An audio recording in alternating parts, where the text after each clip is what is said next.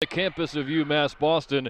You're tuned into a live broadcast of the 2014 Little East Conference Volleyball Tournament, and we've got quite the opener for you today. It'll start with the hosting UMass Boston Beacons against the 4-seed Western Connecticut State Colonials, and these two teams had quite the matchup back on October 25th.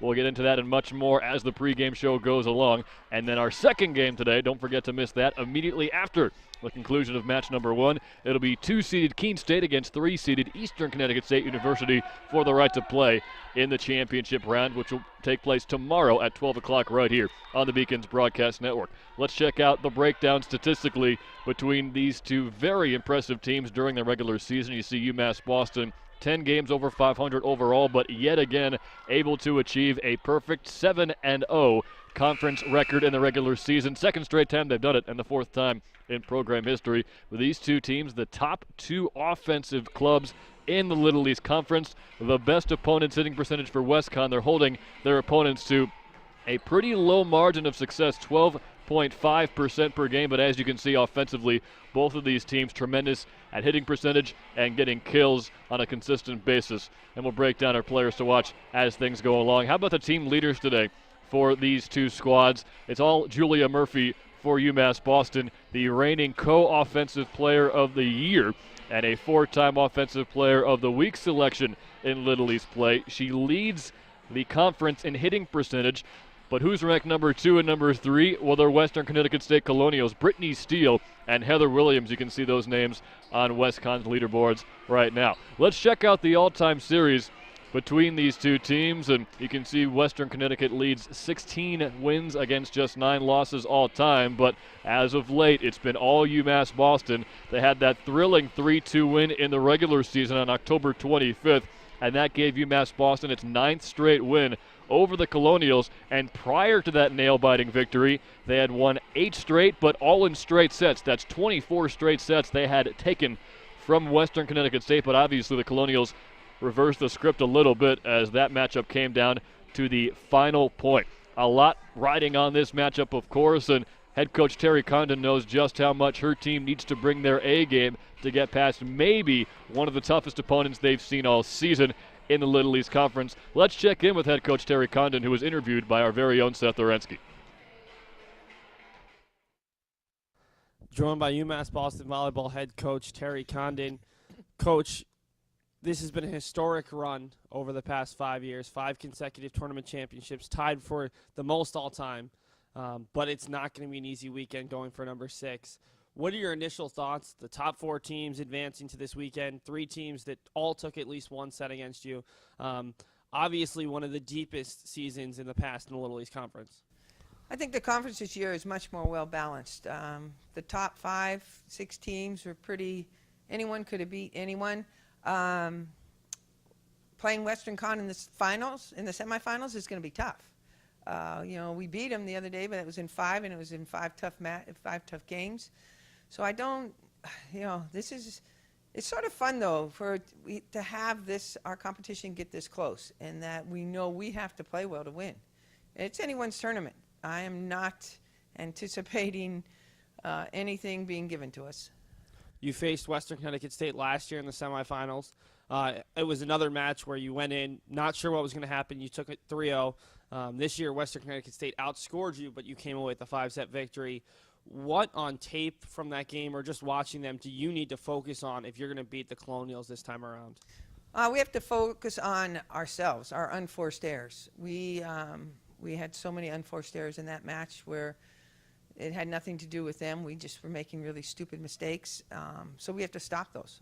And that's across the board, even to move on. If we win that match and we go into the final, we're going to have to do the same thing against Keene. When we played Keene, we were on a pretty good roll at that time. So, we'll see how it goes if we meet them or if we get to the finals. But I think we have to stop our unforced errors. One of the big things that this team has been able to rely on come conference time is a lot of upperclassmen being there to step up. This year, the team doesn't have as many upperclassmen. What are you imparting upon Kirsten Morrison, your lone senior, but also a lot of juniors and sophomores who have been there before, maybe just not as many times as in years past? Yeah, the pressure keeps I mean, Keeks is Keeks. She's been there. She knows what to do. I'm not worried about her. And as you said, it's my sophomores, really. The juniors know. They've been there 3 times. So they have this will be the 3rd time. They have a little bit better understanding.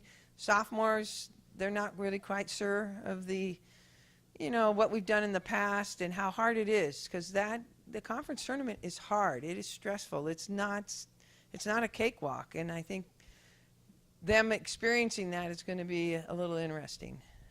This year you loaded up on your home schedule a lot of regionally ranked opponents, but also 2 tournaments, giving a similar kind of feel of playing back-to-back days, of playing in front of your home crowd, which sometimes can be a great thing and sometimes can be a little bit stressful. How do you think those tournaments playing against teams like Williams and Salisbury and Middlebury can potentially help you this time around, playing in front of your home fans?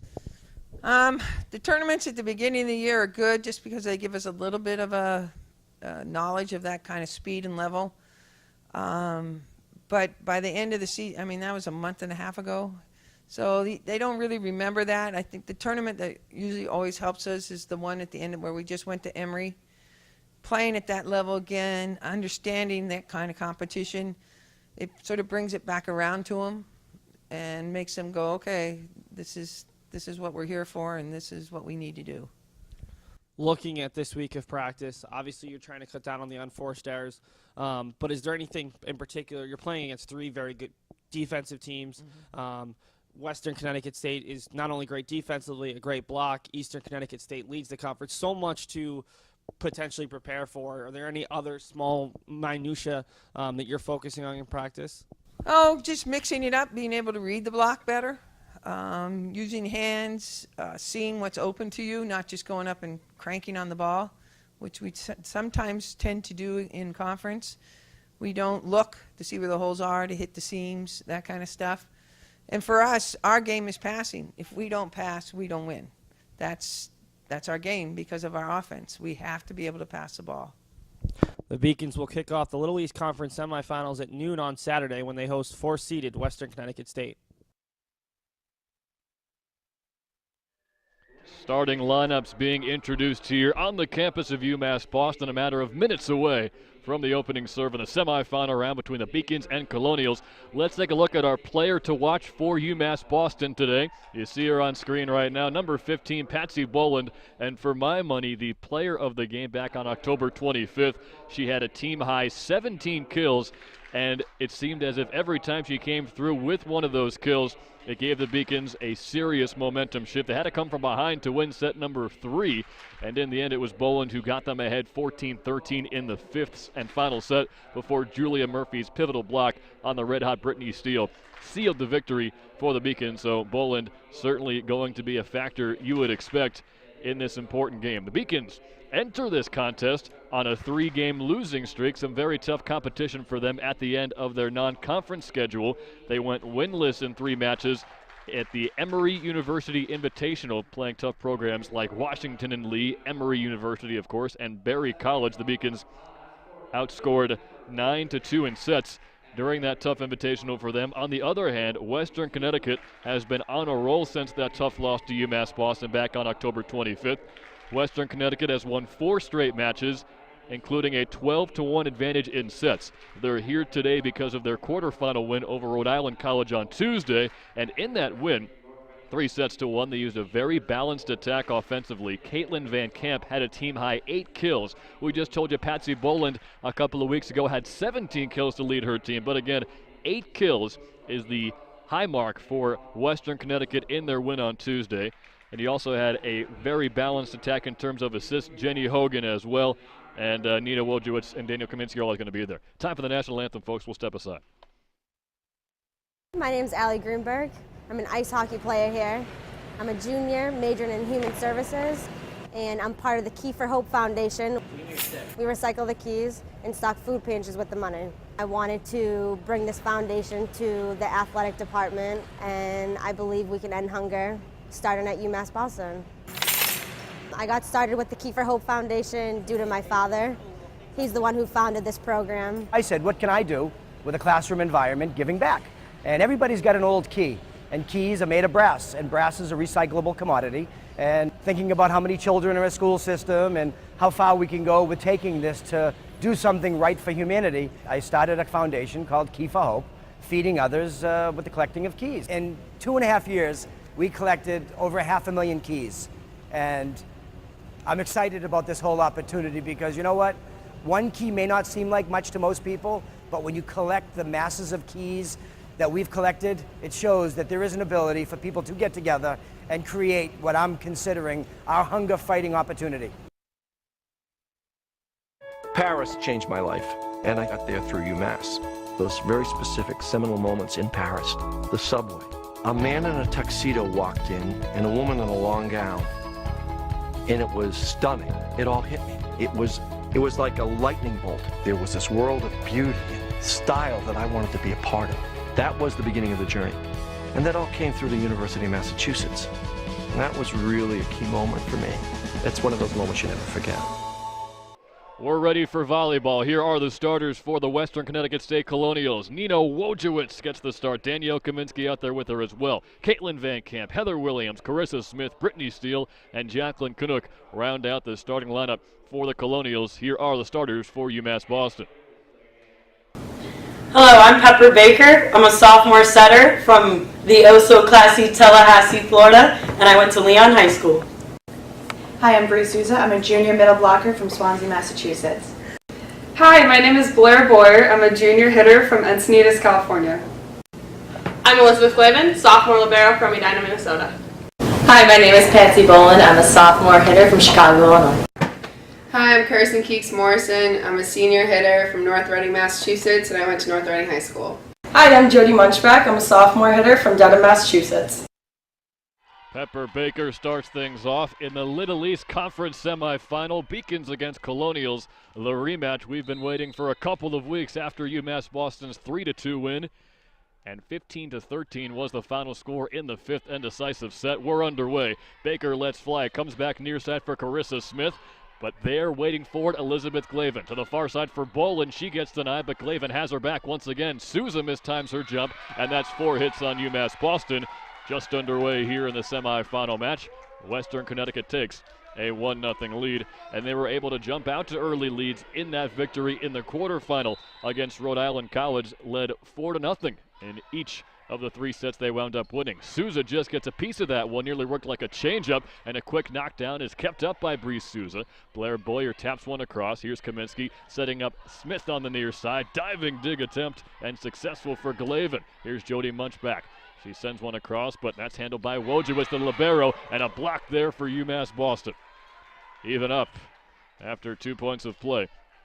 The Beacons used a solo block from Julia Murphy to get the regular season win over Western Connecticut.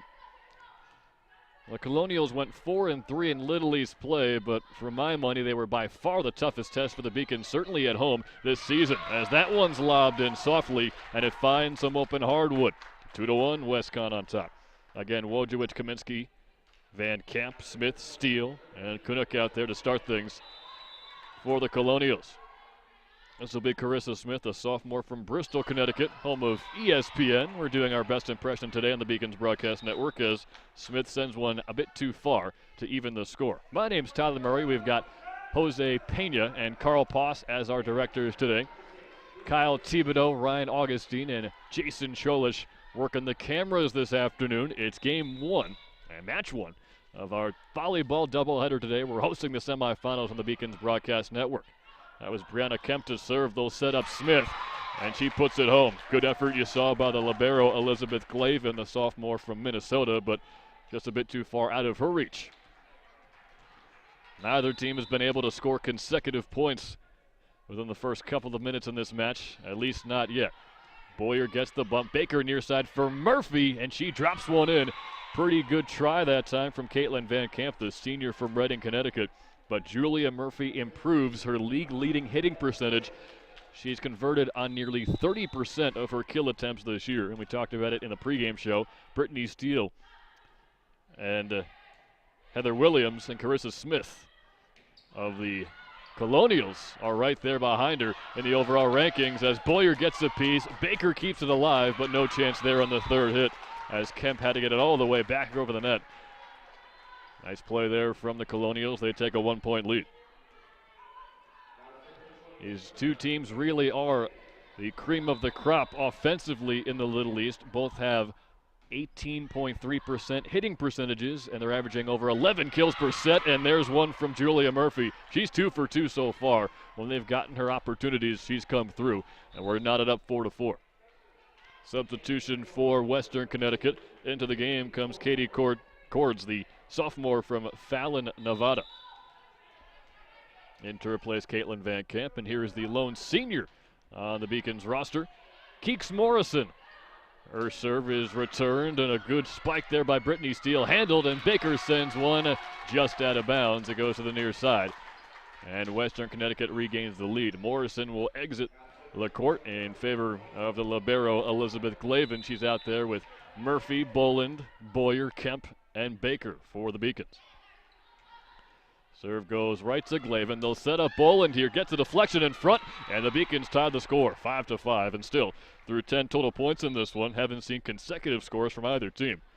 As Julia Murphy will take the serve, the reigning co-offensive player of the year in the Little East Conference, and she shared the award with a player we'll see later on, Angela Silveri of Keene State. The serve goes a bit too long, off the fists, and Murphy will exit. In comes Jody Munchback, the sophomore from Dedham, Massachusetts. She had 10 digs against these Colonials in that nail-biting win back on October 25th. Steele will take this serve. Baker sets up Souza, and Bree puts it home. Bree, the junior from Swansea, Massachusetts, mostly known for her blocking ability, leads the team with 84 total blocks. Julia Murphy not far behind with 83. And this UMass Boston team leads the Little East Conference with nearly 2 blocks per set, 1.7 to be exact, as Baker serves well, but it's dug out down low, and it sets up the Colonials for a solid point there. It was Heather Williams who was able to deflect that one off of Susan, not easy to do. And now out of the game goes Cords. Into the game, once again, is Caitlin Van Camp. Top-seeded Beacons against the 4th-seeded Colonials. A serve from Kaminsky. To the middle for Boland, and she powers that one down. Nina Wojciech, usually so stable with her digging ability. Nearly 560 digs this year. They had 556 entering the game. Couldn't get it there as Boland just too strong.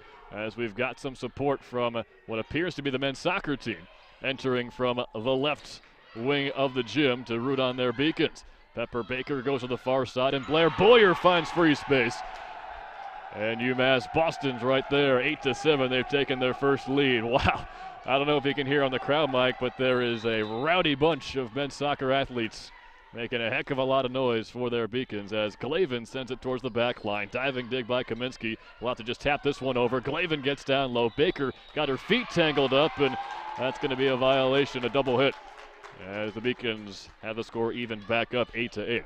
When we first started this match, it was a pretty much Western Connecticut dominated crowd, if you can imagine that. Impressive traveling ability by their fan base. As a nice job by Munchback keeps this one going. Morrison mistimed the jump, nearly snuck one down, but instead it goes all the way over to Munchback. Blair Boyer winds up. Nice work on the back line by Smith. This one's lobbed over by Canuck. Baker for Morrison. Kaminsky is there. It goes towards Smith. A diving dig once again by Munchback. She's been a very solid contributor early on. And here comes Canuck, who gets denied. And UMass Boston regains the lead. Tough to get a closer match than what we've seen so far in this first set. Back and forth, UMass Boston was able to score 2 points in a row and get their first lead of the game moments ago. They're back on top again, 9-8. As Brianna Kemp takes the serve off the net and down it goes. 10-2, the biggest lead for either, or 10-8, the biggest lead for either team in this set so far. A 2-point lead for the Beacons. Kemp will serve once again. To the back line it goes. Wojciech is there to the far side. A little lob shot. That one falls in. Heather Williams just touches it down. She had 7 kills and 4 block assists against the Beacons in the regular season. And a big point there to stem the tide of the Beacons' momentum in the first set. Wojciech with the serve. Baker has to go a long way to get it, and the only chance for Boyer is to just toss that one over. To the near side it comes. Canuck gets denied at first. Tapped across by Morrison. Now this is Steele with a chance, and it falls in. Brittany Steele, a freshman from Massapequa, New York. She was actually named Little East Rookie of the Week after the loss to the Beacons in the regular season, but she was so good in that game. A team-high 19 kills, and get this, a 41.7 kill percentage. As UMass Boston gets one right back, we're seeing a lot of soft tossing working well for both of these sides, and the Beacons change up there to get themselves a 1-point lead. And you have to appreciate the support they're getting from the men's soccer team, who now has to leave because they've got a championship game to play in just a little bit against Keene State. And there's an ace. Misread, I suppose, by Carissa Smith. It went off her arms and then up towards her noggin and fell flat down as Boyer gets the ace. Blair had 14 during the regular season. The Californian junior. Now Boyer serves. This one's handled by Wojciech, and now Smith hammers it home. Glavin got down low for it, but couldn't keep it up. Speaking of soccer, last time we checked, it was a 1-0 lead for the women's team in the championship match against Keene State. Krista Layden did it again as Glavin bumps this one across. Wojciech is there to Kaminsky. Far side for Steele. Glavin gets a piece of it, but that one ricochets towards the bench. And it's 12-12. If you're expecting anything except a 5-set match here, I've got news for you. These two teams have been deadlocked in pretty much every set they've played all season. And no changes here as Pepper Baker goes to the net. Murphy gets another one down. I have not seen Julia Murphy miss a chance yet. 3 for 3 as far as I can see. She had 2 power hits to get her first 2 kills, but that one, a nice soft touch to find the open space. A big-time performance thus far and a big-time spot. Julia Murphy looking to maintain that Offensive Player of the Year title as a service ace for Keeks Morrison. Gets the Beacons yet again a 2-point lead. Of course, if it's your first go-around with volleyball, you need 25 points to win a set, except the 5th and final set. They played a 15 in that one. Towards the middle of the zone for Steele, and she faked everybody out. Wound up for the heavy hit, pulled back and tapped that one through, and the Beacons couldn't react quickly enough. 1-point set here. Jacqueline Canuck will take this one. Keeps her feet planted, sends it all the way back towards Kemp. This is Boland who gets blocked, but Glavin's right behind her. Baker goes to the near side for Murphy, but a whistle blows a double hit they're going to call against UMass Boston. We're back even 14-14. Whole lot of action around campus today. We've got 5 different broadcasts on the Beacons Broadcast Network. Women's soccer, men's soccer, 2 volleyball matches, and women's hockey later on tonight as Murphy can't get that one down. They were ready for it that time as Smith gets it right back over. Baker to the other end for Borland, but her spike is knocked up by Cords. Smith can't get it across. A quick shot that time from Pepper Baker, but the Colonials ready for it. Now Baker again setting up Borland. Didn't have the time to wind up, so she just taps it across lightly, and that one got deflected in front off of a UMass Boston blocker. It's going to be a kill for Brittany Steele. 3 straight points for Western Connecticut. They've taken a 1-point lead, and we'll get our first timeout of the game taken by Terry Condon. We're going to do keys to the game now. We didn't have time for it in the pregame show, but I'm sure you've gotten a taste of how close this game and match is going to be the whole way through, as we've got just a 1-point differential between these two teams, but it's been the big 3 all season for UMass Boston. Julia Murphy, Kirsten Morrison, and Patsy Boland have 711 of the Beacons' 1,250 kills this season, so basically they've got more than half of the offense produced between the 3 of them. And you want to do your best to extinguish this Colonials flame. They have been red hot ever since that tough loss to the Beacons. They've got a 4-match winning streak, 12-1 in sets during that time, and they had quite the impressive win, 3-1 in the quarterfinal over Rhode Island College back on Tuesday.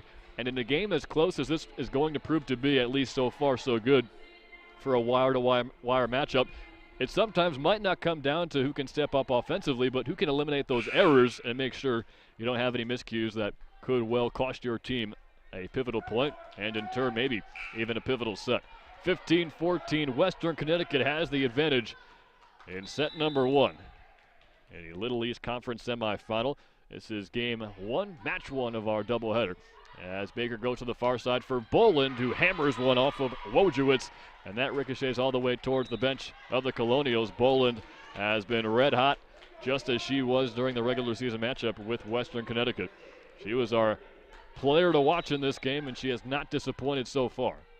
Here's Julia Murphy. We're even up 15-15. Kaminsky will set up Steele, who goes to the back line. Overpass there by Murphy, and Smith takes advantage. Pretty impressive hit there by Smith. Just went high to low, maybe a foot across Beacon territory, but obviously you get it past the net and you put it down that hard. Nothing Pepper Baker and company are able to do. Munch back, goes ahead to Souza, who quickly taps one across. It'll go near side for Smith. Deflected in front. Glavin is there. Baker fakes for Souza and tries to get Boland, but Patsy jumped a little bit too far away from the ball, it looked like. That's a couple of points in succession for the Colonials, 17-15. Western Connecticut, 8 points away from a pivotal opening set victory. Now this is Baker, far side for Boland. This time she gets one down. Off the net it goes, and the Beacons are back within 1 point. Substitution here for Western Connecticut. The libero Wojciewicz is back in, and a well-deserved rest for Brittany Steele. Again, Steele second in the conference in hitting percentage as a freshman. Pepper Baker just a bit short. We mentioned those errors. The Beacons had a couple of them ever since we brought up those 3 keys to the game. An overpass by Murphy and a service error there from Baker. But to talk about what those 2 players have meant to the success of this team in 2014, you can certainly excuse a miscue here or there. Here's Baker for Souza. Bree couldn't get it to the open space. Wojciewicz is down for it. Smith powers across, but a nice job again by Glavin. Here's Blair Boyer off of Smith into no man's land. Nice job there from Blair. She gets the kill, and the Beacons back within 1. Of course, you need to win by 2 to give yourself a set victory. Don't be surprised if it takes more than 25 points to win set number 1 here. Glavin nearly dropped one in, but Kaminsky is there. Smith again with a funky spin on it. Gets it just down in front of Glavin. Not sure if that was on purpose, but beautifully done to find the open court. The Beacons have done well to narrow this lead to 1 point a couple of times, but they have yet to tie it ever since Western Connecticut got to 16 points. This is Morrison, a soft touch, and a point for UMass Boston. 19-18. This one looks like it's coming right down to the wire. Women's soccer game still in progress, dwindling towards the end. We'll keep you posted on the final score there as the Beacons trying to win their second Little East Conference championship in the last 5 years. They're making their 3rd appearance in the last 5 seasons. This is Brianna Kemp, a big serve here, off the net, works high. You can never plan to do that, but when it works out for you, it gives you some momentum. The Beacons even things up 19-19. Kemp will fire again. Wojciewicz is there to Kaminsky. Now over to Williams. She gets blocked. The libero couldn't find it, but a good recovery by Wojciewicz. Knocked over by Smith. This is Baker. Murphy lobs one in, and UMass Boston with 3 straight points has taken a 20-19 lead. And a timeout called by Don Ferguson of Western Connecticut. 20-19, UMass Boston with a slim lead in the opening set of the semifinal match right here on the Beacons Broadcast Network. We'll take a quick commercial break and come back with the conclusion of set number 1 right after this. I did receive a non-athletic scholarship upon entering school. I got the presidential scholarship, which was huge for me. I think there's more opportunities for academic scholarships in Division III. I did receive academic scholarships. Just being involved on campus, being a leader, all those things combined kind of get me recognized. It's a great experience for me.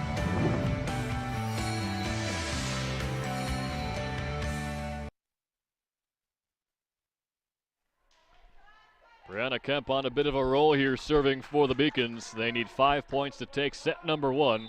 They were trailing through the last 10 points or so, but they've taken a lead with 3 straight points, and Kemp that time gets the bad end of some top net misfortune. She started her run of 3 consecutive points for her team with a serve off the net that went down on the Colonial side, but this time she gets denied. So 20-20, no surprise here just how close it's been.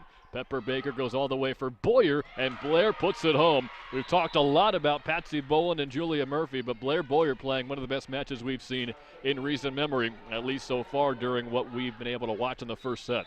And she'll get to serve. Blair, the junior, already has 2 conference championships under her belt as a member of the Beacons.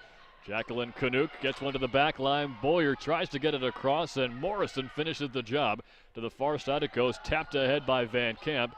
Glavin is there. This one has to go over. Boyer does get it there. In from behind goes Wojciech, and this one knocks in beyond 3 different diving Beacons. You see the effort there, but to no avail this time. 21-21. This will be Caitlin Van Camp. UMass Boston looking to set a new conference record with their 6th consecutive tournament championship. Of course, they need to win this match and then tomorrow against either Eastern Connecticut or Keene State. A long way from there as Murphy gets denied.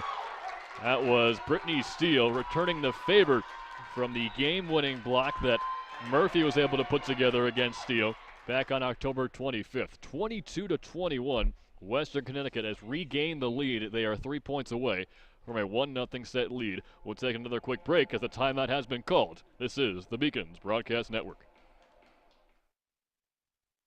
The University of Massachusetts Boston, with its scenic oceanfront campus, easily accessible to downtown Boston, is recognized as a model of excellence for urban public universities. 16 NCAA Division III sports are part of the more than 100 student organizations that create an engaging campus life in America's biggest and best college town. UMass Boston, Boston's urban public research university for the 21st century. A quick update from around Beaconville. Keene State was able to tie the women's soccer championship game on a goal by Taylor Farland. They're headed to overtime just behind us as Keeks Morrison ties the set with a beautiful near side to far side court change. Able to find the free area. It's 22-22. First to 25 wins the set, but of course you need to win by 2, and looking more and more like this could go for quite some time. We'll see who bends first. Kaminsky goes near side. Canuck goes off the fists of Morrison. Now Kirsten did well to get a big piece of that one, but just too much strength from both parties involved as Morrison hits that one towards one of our cameramen. Kyle Thibodeau. Serve is handled by Boyer. Boland shaky with that one as Murphy just taps it across. Steele goes high for Kaminsky. Near side for Smith. She gets it down, but a nice job by Kemp to knock it ahead. She'll send it over as well, so pretty good sequence for her there. Now Steele goes high. Murphy had a mistimed jump, but somehow recovered. Now Smith on the near side takes advantage of the Beacons being a little bit out of position with that funky return. And it's 1 point separating Western Connecticut from a 1-0 lead in the semifinal match. The server, Jacqueline Canuck, the sophomore from New Fairfield, Connecticut. It goes to Blair Boyer. Pepper Baker far side for Boland, and that's a big point for UMass Boston. It did wind up out of bounds, but deflected off of Kaminsky and Steele. 24-23. If the Beacons don't get this point, it'll be a 1-0 deficit for them, but they've got Murphy on the serve with a chance to tie. Julia takes her time, gets airborne and lets fly. Handled on that back line by Canuck. Kaminsky goes for Smith. Glavin keeps it going. A set-saving dig there, but the Beacons can't get it over. Out of bounds it goes, and set number 1 goes to Western Connecticut, the 4th seed in this tournament. An early bid for an upset in the semifinal round. Quite the exciting first set, 25-23. By the slimmest of margins, the Colonials take a 1-0 advantage. We'll take a quick commercial break. on the Beacons Broadcast Network. Stay tuned. We're back after this. My name is Allie Greenberg. I'm an ice hockey player here. I'm a junior majoring in human services, and I'm part of the Key for Hope Foundation. We recycle the keys and stock food pantries with the money. I wanted to bring this foundation to the athletic department, and I believe we can end hunger starting at UMass Boston. I got started with the Key for Hope Foundation due to my father. He's the one who founded this program. I said, what can I do with a classroom environment giving back? And everybody's got an old key, and keys are made of brass, and brass is a recyclable commodity. And thinking about how many children are in a school system and how far we can go with taking this to do something right for humanity, I started a foundation called Key for Hope, feeding others with the collecting of keys. In 2.5 years, we collected over 500,000 keys. And I'm excited about this whole opportunity because you know what? One key may not seem like much to most people, but when you collect the masses of keys that we've collected, it shows that there is an ability for people to get together and create what I'm considering our hunger-fighting opportunity. About 90 seconds left on the clock before we get going for the second set in today's match. And you see on the scoreboard right there, doesn't get any closer than that. The biggest lead we saw was 2 points in that first set. UMass Boston had a 20-19 point lead, and sometimes you say first team at 20 is going to have quite the advantage, but then Western Connecticut scored 3 points in a row, and the Beacons got it down to 25-24. Julia Murphy was on the serve, but they were a bit out of position, and a toughly timed jump at the net resulted in an errant kill attempt, and the Beacons sent it out of bounds and took a set 1 defeat. They've changed sides here, as you can see. UMass Boston in the white and blue, going from right to left, and the Western Connecticut State Colonials in the burnt umber and white uniforms going from left to right. We're broadcasting live from the campus of UMass Boston. This is the Clark Athletic Center Gymnasium. My name is Tyler Murray. I want to once again thank our tremendously skilled directors, Carl Poss and Jose Pena. We've got Ryan Augustine, Kyle Thibodeau, and Jason Cholish operating the cameras on the Beacons Broadcast Network, and it's certainly not our only broadcast today. We're told the second match in this doubleheader should start about half an hour after the conclusion of the first. That will be a fun one to broadcast as well. It'll be between the second-seeded Keene State College Owls and the 3-seed Eastern Connecticut State University Warriors. And the winner of that match, as with this match, will play in the championship match tomorrow at 12 o'clock. And Seth Orensky, who is also producing this game right now, will be the voice of the championship game tomorrow at noon. So be sure to mark your calendars, sneak it in before Sunday football, as the Beacons and Colonials right now hoping to get a spot in that title game. A long way to go in this one, as Kaminsky serves. Handled by Glavin, knocked over by Boyer. To the near side it comes, and Van Camp lets fly. And much like the first set, it's a 1-0 lead in set number 2 for Western Connecticut. A couple of stats to bring you as we move along here. Kaminsky will serve. She stays low, just off the top of the net. That one could have gone either way, but the Beacons able to get even 1-1. Speaking of Kaminsky, she had 14 assists in the first set. Pepper Baker had 16. In terms of kills, the Beacons pretty balanced. Patsy Boland had 5. Murphy and Boyer each had 4. The serve from Munchback, slammed across by Van Camp, but Murphy, or Boyer rather, and Morrison both there to deny. 2-1, the Beacons have taken a second set lead. In terms of blocks in that first set, the Beacons had just 2.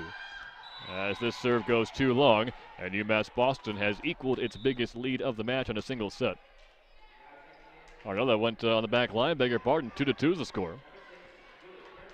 Would have been UMass Boston's second 2-point lead of the set.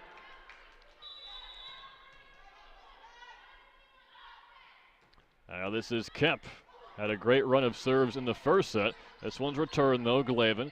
Up ahead to Baker, far side for Morrison, and a nice dive by Kaminsky to keep it alive.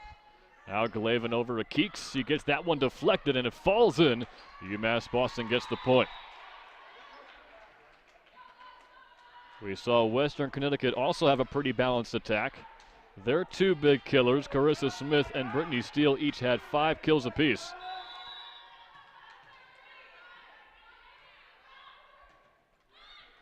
Another serve from Kemp. Kaminsky goes to the far side for Canuck, and this one goes all the way through the Beacon zone. Past the back line. And now UMass Boston takes a 4-2 advantage.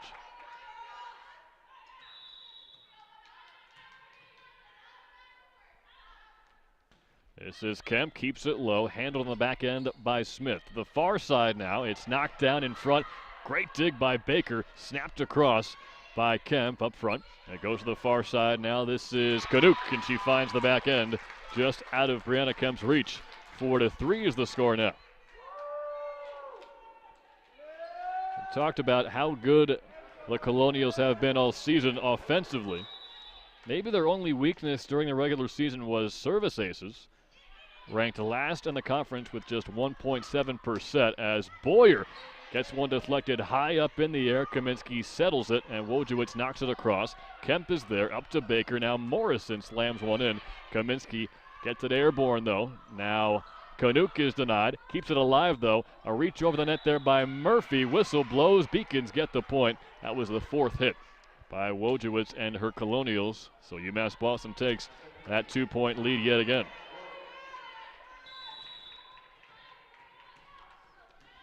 Serve will be taken by Blair Boyer. She had 1 ace and 4 kills in the first set. Big effort there by Van Camp, but Morrison sends it right back. This one goes to Glavin. Murphy fakes. Morrison finishes, but Wojciech gets it back. And she'll send it across, keeps it low. Glavin gets down and dirty as this one came right back to her, but she was on the ground. A tough one there for Baker to center. She had Murphy and Morrison ready for it on the near side of your screen, but instead it wound up going directly behind her into no man's land. So 5-4 the score. Now Van Camp. Return by Murphy, and the changeup beautifully executed yet again. We talked about the efficiency from Julia Murphy in that first set. She had 7 opportunities and converted on 4 of them for a 43% kill efficiency. Only player who had a better set was Brittany Steele. She was 5 for 9. That's 55%. But a 2-point lead for the Beacons. Morrison with the serve. It comes over to Steele, and this will be a double hit called against Kaminsky. Not the cleanest set she has had in this match, as the Beacons have their biggest lead of the match. 3 points in front here in the second set. Morrison will serve again. She keeps her feet planted. It goes back towards Kaminsky, but Smith waits for the setup. She'll slam it across. Baker now, far side for Murphy. Great block there in front, but that one goes out of bounds, and the Beacons get the point. Timeout called by Don Ferguson on that Colonial sideline. UMass Boston lost the first set 25-23, but here is the biggest lead for either side in the second set, really in the entire match, a 4-point advantage, and we'll take a quick commercial break. This is the Beacons Broadcast Network. Paris changed my life, and I got there through UMass. Those very specific seminal moments in Paris, the subway. A man in a tuxedo walked in, and a woman in a long gown, and it was stunning. It all hit me. It was like a lightning bolt. There was this world of beauty and style that I wanted to be a part of. That was the beginning of the journey. And that all came through the University of Massachusetts. And that was really a key moment for me. That's one of those moments you never forget.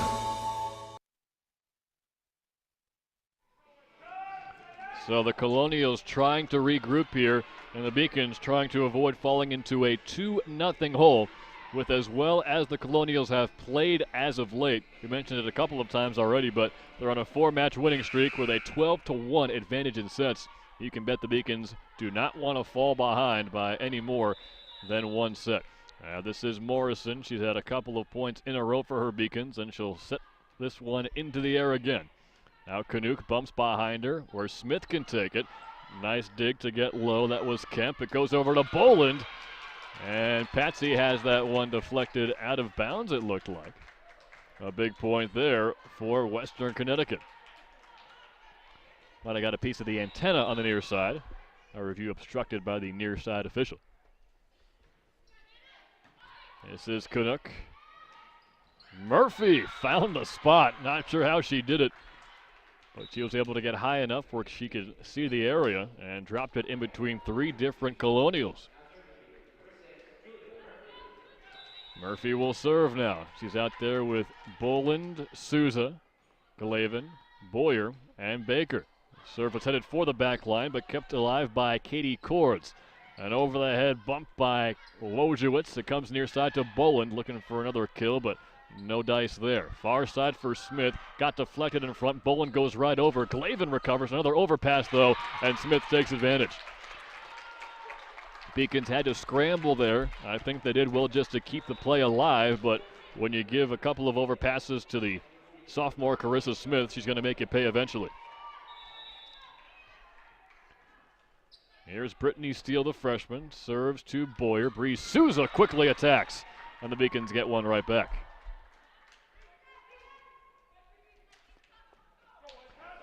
(10-6) from what we've seen so far in this match. You could call it a comfortable lead, but you don't want to do that with as well as both of these teams have played, especially in a Little East Conference rivalry.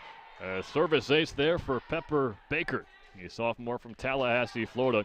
She had a career-high 40 assists against Western Connecticut in the regular season. That was just the 3rd game she had been called in to be the main setter for this team, and she has certainly responded well. This serve just goes a bit long, an inch shorter, and that's another ace for Baker, but instead a bit too far. 11-7 the score. Quick update from the soccer pitch. Looks like Keene State and the Beacons women's teams in the championship are going to the second overtime period as Boland tries to lay one down, but Smith gets it. Comes back towards Van Kam, and this one's knocked over. It'll be a point for UMass Boston. A legal hit that time is the call against Western Connecticut. Now the Colonials fighting hard here, but it seems as if every time they get close, back to within 3 points, the Beacons have been able to respond. Here is Elizabeth Glavin. High arcing serve. Nearly an overpass. It goes to Smith, though. Deflected in front. Handled at the back by Jody Munchback. She'll send this one across. Over towards Smith. Now she gets denied. Kept up by Van Kamp, but nobody's home. A big block there for UMass Boston. They've taken control of this second set, up 13-7. Another serve for Glavin. The libero lets fly. Kaminsky will set up Van Kamp, aiming for that back line, but Munchback was waiting for it. Boyer gets denied, but Glavin right behind her to recover. Now Keeks Morrison got it down somehow, kept up by Smith. It goes back to her, and she's just a bit wide, out of bounds, but heck of an effort there by Carissa Smith. Couldn't get the points, though, and the Beacons have doubled up Western Connecticut in this second set. It's a set they need to win to keep their hopes alive, with the Colonials playing red-hot volleyball entering this match. So 14-7 midway through the second set. We'll take a quick commercial break and come back with more volleyball in the Little East Conference semifinal. This is the Beacons Broadcast Network. Something I discovered in myself is that if I have a goal, I can accomplish it. It's a well-rounded experience. At a Division III school, you primarily a student athlete, so the school is really shaped around you developing yourself as a complete individual. It helps a lot that you have a family with your team that can guide you.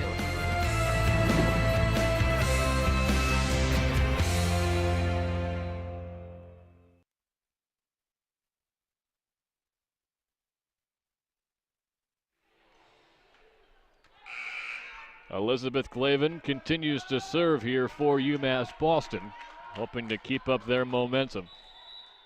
They've got a 7-point lead in the second set, hoping to tie things up 1-1. Service handled. Kaminsky goes back towards Smith. Glavin got one fist on it, but it deflected awkwardly off the front line and hit some of the net as well. No chance for the Beacons, and that could be a momentum swing for Western Connecticut just out of the timeout. Able to get the point. Don Ferguson has to like that as he watches from the sideline. Serve from Smith. Morrison puts it down, but kept alive by the libero. Deflected towards the back line. Munchback, a beautifully secure bump. It goes towards Boyer, who has this one deflect off the side post. The Beacons get it right back. Substitution coming in, Julia Murphy in for Jody Munchback. Brianna Kemp in for Bree Souza. As down below us, it looks like members of the Eastern Connecticut State volleyball team are filing in. Again, their match against Keene State is going to get underway a little over half an hour after this one comes to an end. Glavin, a nice job there on the bump, snuck over by Baker, but the Colonials ready for it. Far side for Canuck, big block there. Murphy and Morrison, they say no. 16-8, the Beacons in control here. They would love to quickly get this second set victory to even things up, but you know Western Connecticut is not going to let that happen easily. This is Brianna Kemp. She's been one of the standout servers all season long as a freshman for the Beacons. Baker goes to Murphy, deflected and in. Beacons on a roll here, 17-8. They can keep this kind of groove in progress. Who knows what we could see for the rest of the match. The Colonials need a momentum swing here. Kemp is at it again, handled by Wojewicz. Towards the front of the net, it goes back to Smith. That one might have been going long, but the Beacons keep it alive. Boyer gets it out towards Wojewicz. Far side, this is Canuck. She gets denied by Murphy and Morrison yet again. This is Van Camp now, and she can't block it down. She does, but not over the net anyway. Her bench thought that was a point for Murphy and the Beacons, but instead, it's just an 8-point advantage here. Wojewicz goes towards Glavin. Baker towards the middle for Morrison. Returned. It goes to Steele. She has that one knocked down. Haven't seen too much of Brittany Steele in this second set. She'll go long. Kemp is there. Baker bails her out, and Glavin finishes. Nice job there as Wojewicz gets it up towards Steele. Morrison gets a fist there. It'll go to Baker. This one has to go across. She gets it there. Wojewicz with the return. Now the near side for Van Camp. The Beacons touch it back, and now it's Smith. Leaves one up for Wojewicz. To the back end it goes, and out of bounds. That was quite the rally. 18-9, UMass Boston has taken the lead. And to get to a 25-25 tie now, the Colonials would need to outscore the Beacons by quite a bit. They have to be 14-7. We saw the Beacons go on a 14-7 run to start this set. So not impossible. The Beacons definitely in the driver's seat here as they nearly get a block, but it goes off the top of the net. Missed it by that much. 18-10 now. It was a wire-to-wire first set, 25-23. The Colonials got 2 points in a row to finish things off as Murphy can't get it across. Glavin had to get it over the net on the third hit, but the Beacons still have themselves a 7-point advantage. Don't want to give this Colonial team any momentum, though, if you're UMass Boston. It'll be Van Camp to serve again, the senior from Reading, Connecticut. Kemp goes to the net, dropped in by Murphy, but it goes back to Glavin. Baker tried to slip one through, but it goes off the net. 3 straight points here for Western Connecticut. They're closing the gap, and a timeout called by UMass Boston. They're 7-0 in Little East play this season, 11-3 here at Clark Athletic Center Gymnasium. Well, right now they're down 1-0. Still, though, a solid lead, 18-12 in the second set. We'll take a break and come right back. This is the Beacons Broadcast Network. Go Beacons! Let's go Beacons! Let's go Beacons!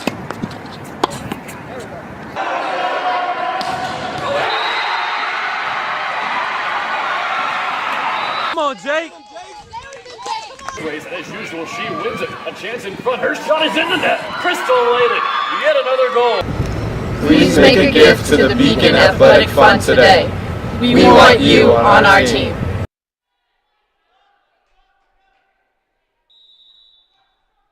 You saw Samantha Fallon in there as one of the 5 Beacons supporting the Beacon Athletic Fund as there's a service ace for Van Camp.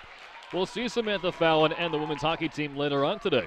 5 o'clock on the Beacons Broadcast Network as part of 5 different events going on today on the campus of UMass Boston. Nearly an overpass off the net. Nice job there by Glavin to stay with it as Kaminsky sets up Canuck, and she goes off the line. Beautifully done. Jacqueline Canuck hits the back end, and it's a 4-point set, 18-14. Speaking of what's going on around Beaconville, our Beacons reporter Ryan Augustine reports that the Beacons had a chance to win in overtime, and their shot went just wide as the serve goes a bit too far. And UMass Boston women's soccer is still hoping to get the W by the end of overtime, but it's looking more and more like they might need shootout penalty kicks to decide who wins this year's Little East title for women's soccer and who gets that automatic bid to the NCAAs. A serve here from Casey Kemp gives UMass Boston a point. Double hit on the back line as the Colonials had scored 5 points in a row, but now they're back down by 6 points. The Beacons once again get to 20 points first. Well, let's see if they can close it out this time. Casey Kemp, her second serve of the match. Far side for Canuck. That one's knocked right back by Baker and Murphy to the near side for Steele. And this time Murphy and Boland can't keep it down, deflecting out of bounds for a Colonial point.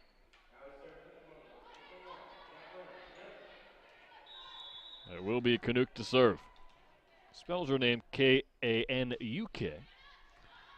As it goes to Baker. Behind her head she goes for Murphy. Julia has to recover quickly on the block. Now Boland lines one across off the hands of Kaminsky, who sets up Smith now. And a left-handed dig away from her momentum there. Beautifully done by Glavin as this one's nearly snuck across. Murphy says, I'm not fooled. And goes to the back end for Smith. A little change up, but Glavin there once again. The reigning defensive player of the year. Making some dazzling plays here, and this ball finds nobody in Colonial Orange. Bit of a break there for the Beacons, but they earned their fortune that time with some tremendous work from Glavin. She was just named the Little East Defensive Player of the Week for the second straight week and the third time in 2014. Averaging 5.5 digs per set this season. Beacons 4 points away from tying this match. It's Steele, gets one deflected in front. Boyer calls for it, near side for Boland, that's blocked. Nice job by Baker to find Glavin. Boland another try, and this one goes just out of bounds. It had the distance, but a little bit to her left. Boland hooked it, and it's a 5-point set. 21-16, the Beacons just need 4. Well, the Colonials, of course, need 9. Here's the serve from Steele. To the net for Souza, off the net and behind Souza on the rebound attempt from Pepper Baker. And once again, the Colonials closing the gap, and you can imagine how much of a momentum swing this would be for WestConn to win on a huge comeback attempt here in set number 2. Patsy Bowen trying to thwart that attempt, but instead it's returned by Steele. Glavin gets a piece, but yet again, the Colonials continue to rally here, down by just 3, and a timeout called by UMass Boston. This has got quite interesting here in the second set. It looked like the Beacons would run away with this one, but now, knocking on the door, the Colonials down by 3 points. They've got the serve. They need 7 points. The Beacons need 4 to win this second set. We'll find out who can do it when we come back. This is the Beacons Broadcast Network.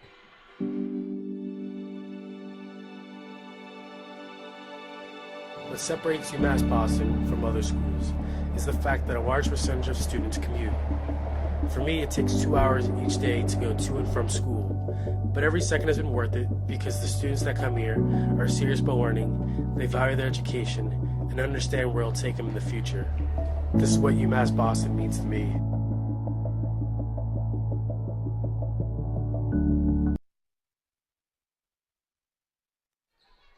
Back live at the Clark Athletic Center gym, and quickly an overpass from the Beacons. They're only 2 points up. They've had as big as an 8-point lead in this set, and when it matters most, the Colonials have turned on their game. This is Baker, near side for Boland, gets a deflection, and that's a big one. How many times did we see Patsy Boland get a big point like that in the regular season against these Colonials? Too many to count, but she had a team-high 17 kills in that victory, and it seemed like at least half of them were big momentum swings just like you saw there. This is Baker to serve, gets it across. That's Rodriguez at the back to the far side for Smith, and a big kill there. Good block attempt by Souza, but she couldn't quite redirect it. Quick update from the soccer pitch. They're going to penalties PKs for the championship of the Little East Conference. Women's soccer has battled all year long, and what a great match it's been so far between Keene State and UMass Boston. Patsy Boland off the net. Couldn't come through that time. It is a 1-point differential. Anybody's set at this point, especially with the Colonials regaining the serve. If they can take this set, you can almost feel them taking advantage of the entire atmosphere in this arena as this one is bounced towards Baker. This one has to go over. Munchback gets it done. Wojciech digs it out to the far side now for Smith. Deflected back towards Baker. Munchback goes high. It comes over towards Boyer. Taps that one across softly. Rodriguez is there over towards Smith. Galavin keeps it up. Baker towards the middle. Now comes near side for Boyer. Knocked up by Rodriguez again, and a quick strike at the back end. Knocked up by Munchback. You can tell this point's so huge to both teams. At the front, Van Camp to the other end for Smith. Knocked up by Munchback once again. Baker sneaks one across, but Kaminsky ready for it. To the other end for Smith. A change-up handled by Boyer. Nearly an overpass. Knocked up a couple of times, but it falls through. We are tied up 22-22. And I suppose we shouldn't be surprised just how well these two teams have played all season long. Another deadlock late in set number 2 after the Colonials took the first set 25-23. This is Blair Boyer, a heavy hit handled by Rodriguez. Smith goes hard, but it goes off the hands of Baker. Now Boland bumps one over. This is Kaminsky setting up her near side partner Van Camp, and the Beacons take advantage. A heavy block in front, and they're 2 points away from getting this set.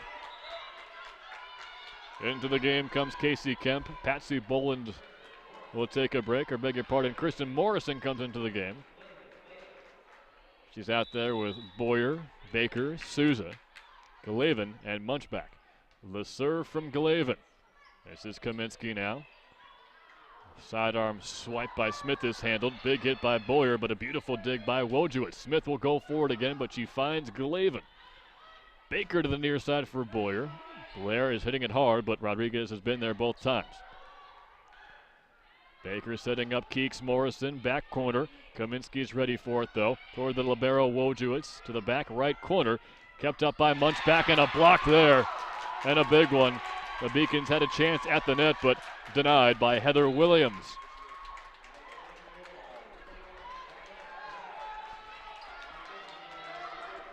This is a big moment for a lot of different Beacons teams right now.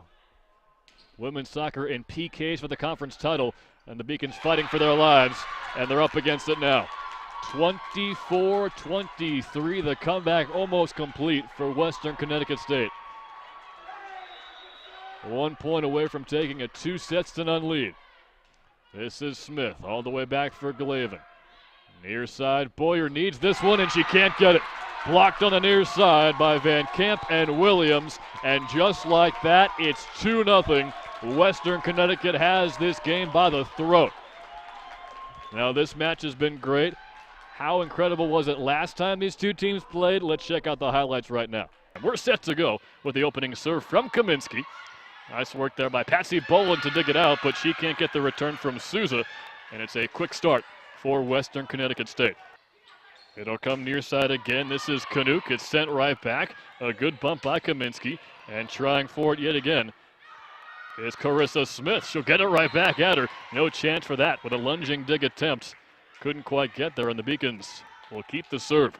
Live for Smith. Now Baker sets up Boyer on the far side. Deflected into a playable area for the Colonials. Now Baker will sneak one over, and she gets it down. That total continues to climb.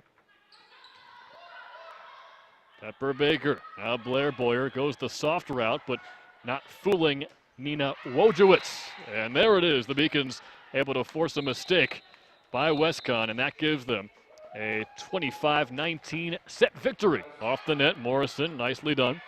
And Baker finishes the play. Spike there by Canuck. Diving attempt by Brianna Kemp.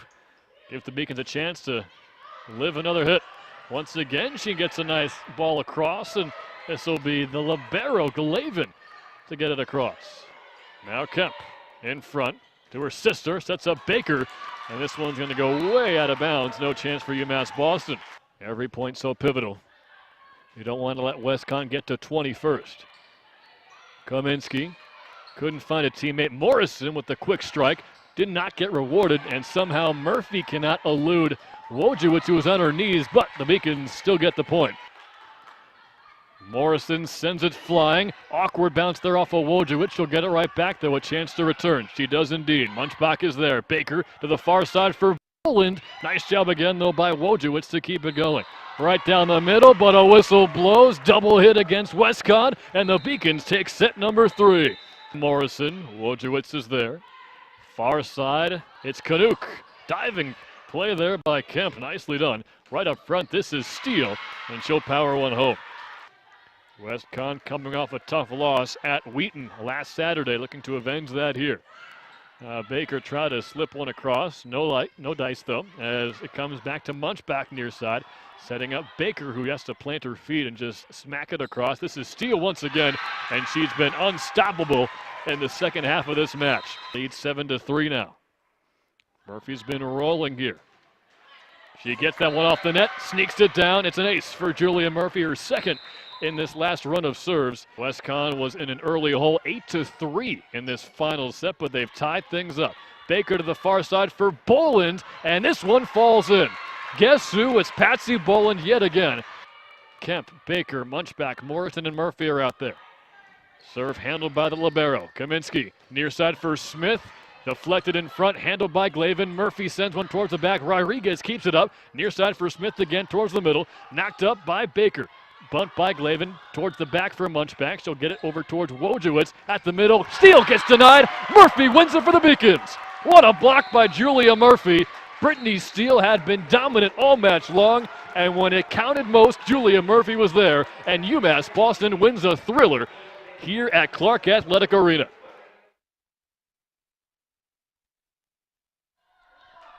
So that was last match between these two. We're just underway in the third set. And already a 2-0 advantage for Western Connecticut. They need 23 more points to advance to the championship game tomorrow against either Eastern Connecticut or Keene State College. We'll find out which of those two will play in the final match about half an hour after this one. Now Souza sends it too far, and the Beacons might be coming unraveled here. It only takes one big point to get momentum back. Well, you can see a little bit rattled after squandering that second set lead.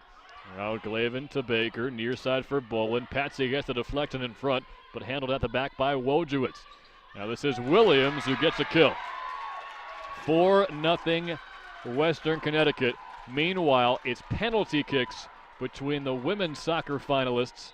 It's a big one right here. We can see it behind the back window. We'll keep it posted as Glavin goes towards Souza, knocks one over. Kaminsky for Smith. She goes too far out of bounds, so the Beacons get their first point.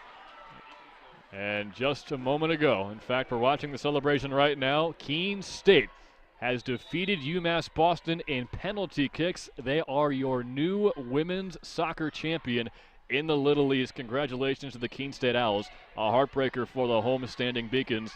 We're hoping for their second title in 5 years. What a game that was. Penalty kicks deciding the women's soccer championship. There's a big point for UMass Boston. 2 in a row for them. Down by 2 here in the third, and what the Colonials hope will be the final set, but the Beacons certainly have other ideas.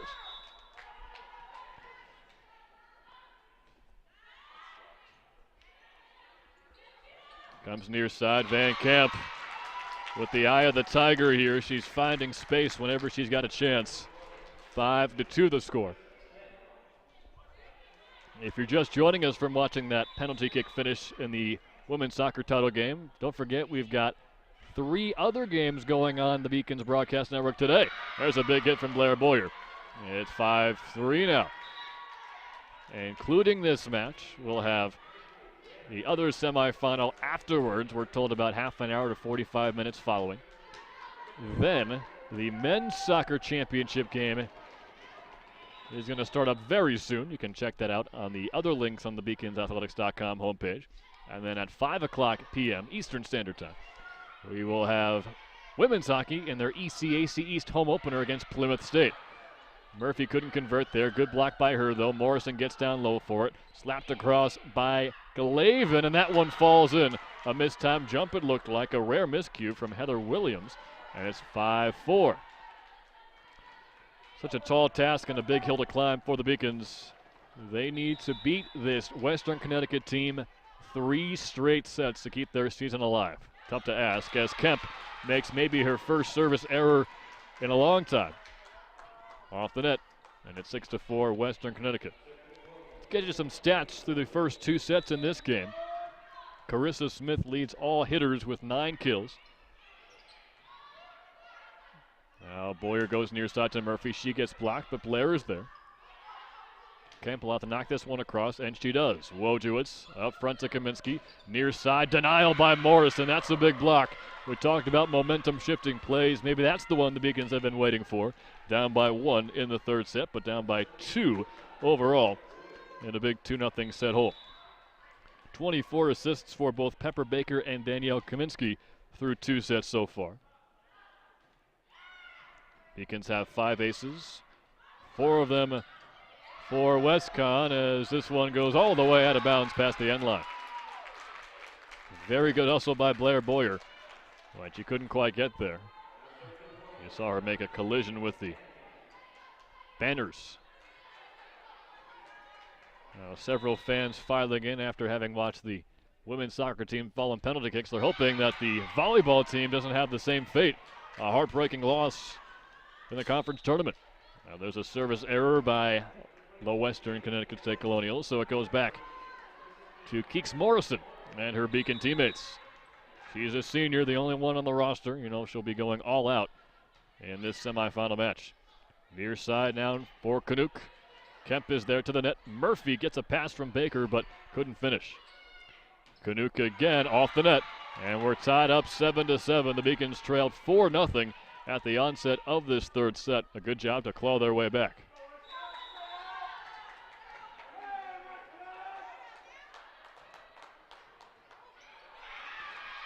There's a service ace for Morrison.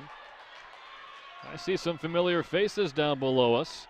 A couple of former women's soccer players, if I'm not mistaken. Sam Cristofaro, standout midfielder. Nice of her to join us.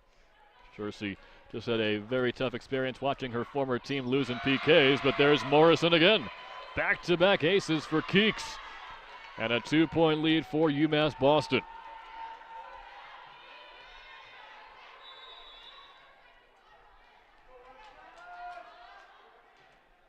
Morrison gets one down again. 3 straight aces. Kirsten Morrison on fire.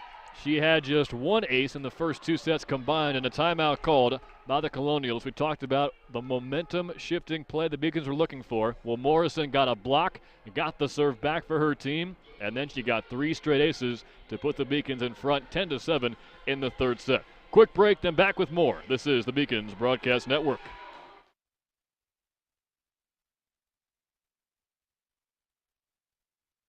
Division III allows you to give yourself to other things. Having that free time allows me to pursue the things that I want to pursue. Division III athletics affords students the opportunity to, engage in the other interests in their campus and in their lives outside of that sport. It allows you to just be able to do everything you want to do. I wouldn't change it for the world.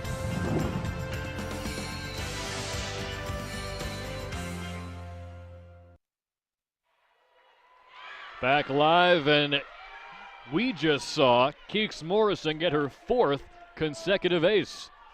You did not see it, but I promise you it happened. 11-7, Beacons in front, desperately needing to get this third set. Canuck sends it back, and at long last they've solved the Kirsten Morrison service efforts. Steele lets fly, but she gets blocked. However, out of bounds it goes, and the Beacons surrender the serve and the point, but quite the run it was. They were down 4-0, but here they are after going on an 11-3 run. That last point made it an 11-4 run, and service goes back to Jacqueline Canuck and company for Western Connecticut State. This is Boland, a heavy hit, and she brought her A game with that one. Those are the kind of kills we saw her put together on October 25th to lead her team to victory. They will need that and a little bit more to get back into this match. Shirley Rodriguez comes in for Jacqueline Canuck on the Colonial side of the net. This is Julia Murphy. Well-placed serve, forces an overpass, It goes to Glavin. Far side, Bolin tries again, but she gets blocked. This one's over past Baker, kept it up, but that was done with a double hit and an illegal hit as well. Substitution coming in is Jody Munch back, and quickly Julia Murphy takes a seat. 12-9, UMass Boston leads in the third set. It's a set they have to win, or their season will come to an end. The serve from Steele winds up with a chance for Boland, and yet again she's true. So effective on that left side in front of the net, going to the near side and splitting the back line. This is Pepper Baker. Really come into her own this season. If she was playing as the main setter all season, she could be leading the league in assists. Kaminsky for Smith. Baker gets it down, but it goes behind her. 13-10. I'm sure you're asking, who does lead the Little East in assists? Well, it's a member of the Western Connecticut State Colonials. Danielle Kaminsky is averaging 8.26 assists per set. Conference leader by far. She just served there. Boland hits one to the opposite end, but Kaminsky's there. There's a nice block by Souza and Boland. To the far end it goes, and Baker saves the day. Barely able to dig it across as Smith tries again, but Glavin's ready for it. Boyer softly taps one across. Kaminsky for Smith. She gets denied, but a nice effort by Williams to fist it high in the air as Smith looked to trick the Beacons, but to no avail, and Boyer slams one down. All the way back to Wojciech, who's usually so sure-handed. Just too much velocity on that one. In comes Kirsten Morrison to replace Patsy Boland, so Morrison's out there with Glavin, who's about to serve. Munch back is to her left, and in front of Glavin, you've got Baker, Souza, Morrison, and Boyer. None of them needed for that last point as Glavin gets the ace. 15-10, you would think the Beacons are in control here, but they led by 8 points in the second set, but could not come away with a win. What a job there by Shirley Rodriguez to bail out Wojciech on the back end, and this spike goes just a bit too long. That was Kirsten Morrison. She wound up and gave it her best, but maybe an inch beyond the back line as Rodriguez exits the game for Jacqueline Canuck. This will be Smith to serve out there with Van Kamp, Kaminsky, Wojciech, and as we said, Canuck. This is Souza who gets denied, but quickly Morrison responds, sneaks it through, and the Beacons have taken a 5-point lead in the third set. You know they're not thinking about the uphill battle they have facing them. They want to look at it 1 point and one set at a time, but they're going to need to get to 25 first twice and then get to 15 first if they want to win it, and it have to be in the fifth set as Glavin can't keep it in the field of play. Good spike there on the far end. 16-12. Nina Wojciech to serve. Just barely over the net, beautifully placed as Murphy returns it. Good diving dig by Wojciech, and they get it over, but it took them a double hit to do it. So UMass Boston extends its lead to 5. Timeout called by Western Connecticut, and you have to give Don Ferguson credit. Whenever he called timeouts in that second set, it seemed like his team came back with more energy and more determination, leading to that big 8-point comeback, which eventually gave his team a 2-0 set lead, which they currently hold. The Beacons have themselves a 17-12 lead in the third set. They need this one to keep it going. We'll take a quick break and yet again come back with more on the Beacons Broadcast Network. I did receive a non-athletic scholarship upon entering school. I got the presidential scholarship, which was huge for me.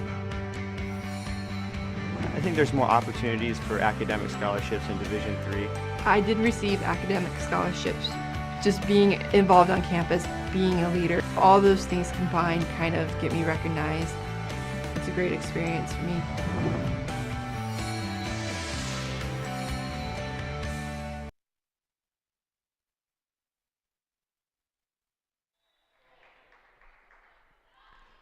Blair Boyer. There's an ace.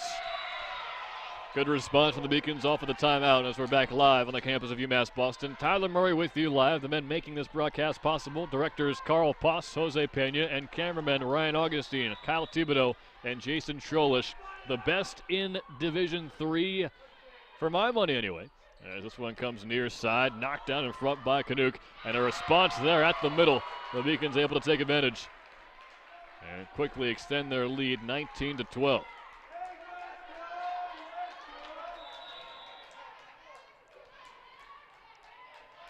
Boyer will get another chance. She's 2 for 2 in getting her team points off of this service sequence.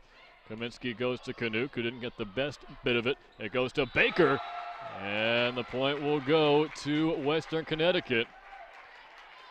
As a net violation it looked like on Baker, quickly called by the near side official.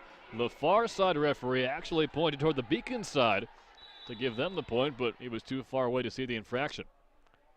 This is Van Camp to serve, overhand. It goes to Baker, near side from Morrison. Just taps this one in. Smith and Kaminsky keep it alive, though, and it's knocked across by Wojciech. Morrison tries again, and this time she's able to get the point. 20-13, UMass Boston needs 5 points. Western Connecticut needs 12. They were able to overcome a similar hole in the second set, but with the Beacons having their backs against the wall, you can't expect them to take the foot off the gas at any point until this match comes to an end. Kaminsky once again for Steele. Steele gets blocked, but Brittany has another chance for it. It goes to Smith, who lobs this one over. Baker over to Boland, and Patsy comes through yet again. 21-13.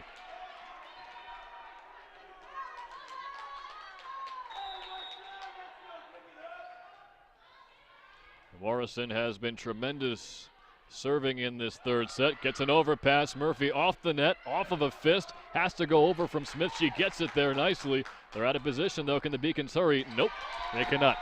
Murphy mistimed her jump, or maybe the pass didn't hang up in the air long enough for her. But a missed opportunity there to take a 22-13 lead. Instead, you see the score, 21-14.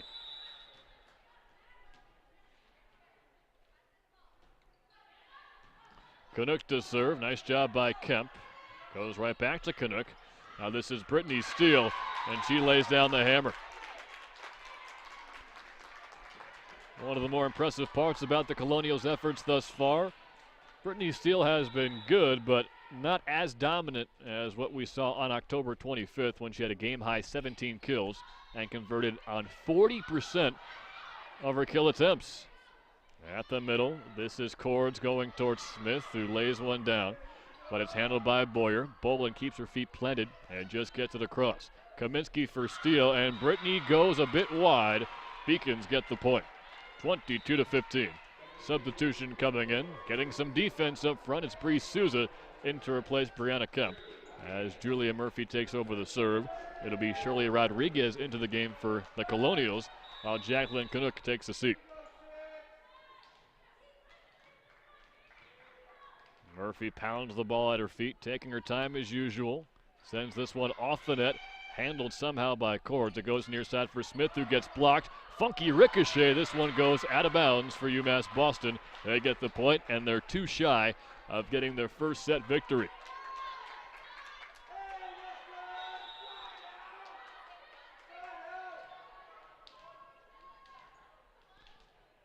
Murphy meticulous as ever. Gets this one airborne. Kaminsky for Steele. Brittany just taps that one across. Glavin behind her for Boyer, or Boland rather, and Patsy's spike goes off the antenna. 23-16. The libero Nina Wojciech exits for the Colonials, and into the game comes Jenny Hogan. Beacons have Munchback out there now in for Murphy. Hogan will serve. Handled by Glavin to the middle. It's Boland redeeming herself quite quickly. That got a piece of the net, a piece of a Colonial, and still found its way inbounds at the back line. A laser shot to bring the Beacons within 1 point of getting a pivotal third set victory. This is Pepper Baker. Beacons need 1. Colonials need 9. Baker sends one high. Wojciech toward the net. Near side for Smith. Knocked around off of Glaben. And the Colonials not going anywhere anytime soon. The warm-ups have begun for the men's soccer Little East Conference Championship. Could be a big day for Keene State. They've got 3 different teams here. We'll see their volleyball team in just a bit. Now Boland yet again finishes strong, and the Beacons able to take a 25-17 win in the third set to keep their tournament and season alive. So 2-1, Western Connecticut still leads after 3 sets. The Beacons will hope to win the 4th set and force a tie-breaking 5th stanza when we come back. A couple of minutes before volleyball resumes, a quick break. This is the Beacons Broadcast Network. Go Beacons! Let's go Beacons! Let's go Beacons!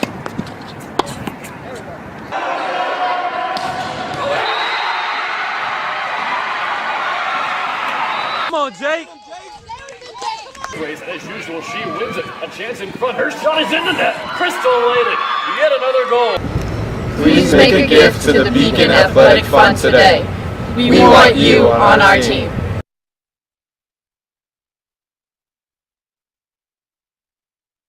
Division III allows you to give yourself to other things.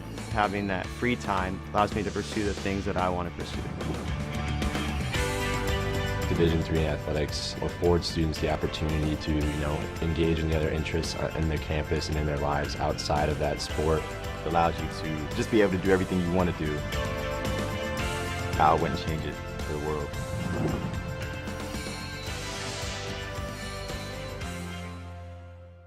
Paris changed my life, and I got there through UMass. Those very specific seminal moments in Paris, the subway. A man in a tuxedo walked in, and a woman in a long gown. And it was stunning. It all hit me. It was like a lightning bolt. There was this world of beauty and style that I wanted to be a part of.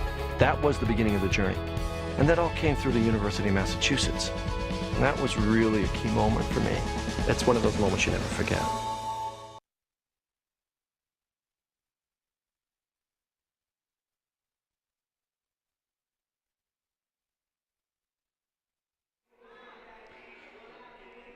The two teams have switched sides. The Beacons hope they just switched up momentum with a 25-17 win in that third set.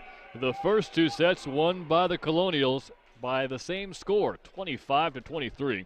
Most impressively in the second set, they overcame a 14-7 deficit.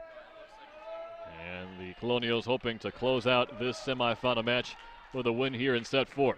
And you get the feeling that whoever wins set number 4, obviously if the Colonials can win it, the match is over. But if the Beacons win this and force a 5th and final set, anything can happen, especially when you only need 15 points to win that final segment.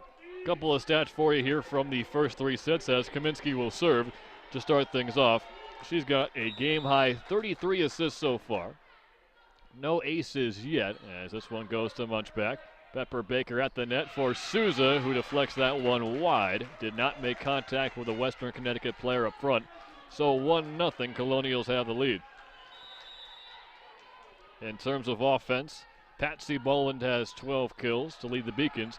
Carissa Smith leads all players with 13. She called for it there, but got overruled by the senior Heather Williams. This one winds up with Boland, and a block goes out of bounds, so 1-1. Julia Murphy has 9 kills overall. Kirsten Morrison 5. Blair Boyer 6. Brittany Steele has 8 kills for Western Connecticut. This is Pepper Baker to serve. She has 1 ace already. She will not get one there.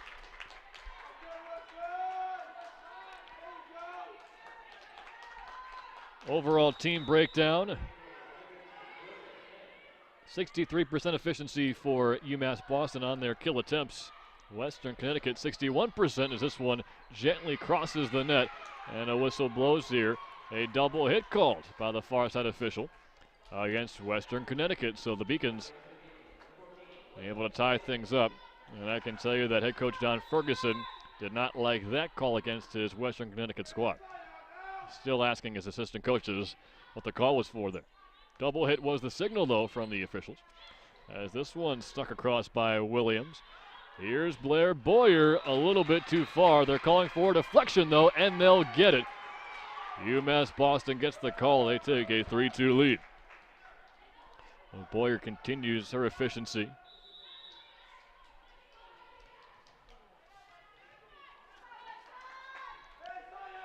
Blair's got 7 kills now. Comes near side. Glavin is there. Pops this one up. Baker goes for Boyer again. Blair's got the hot hand, and she keeps it going. 4-2, UMass Boston in front. The women's soccer team lost the championship game in penalty kicks a moment ago. The men's soccer team hoping to get some vengeance for their female counterparts against the same Keene State institution in just a bit behind us on the athletic field as Souza hits one down. A great block to deny Smith, who's been so effective all match long. UMass Boston a 5-2 lead in this fourth set. You can't take anything away, though, from what we see in the early goings of these sets, as the Colonials came back in quite impressive fashion to win the second set as Glavin's serve goes into the net. 5-3, West Conn gets the serve back.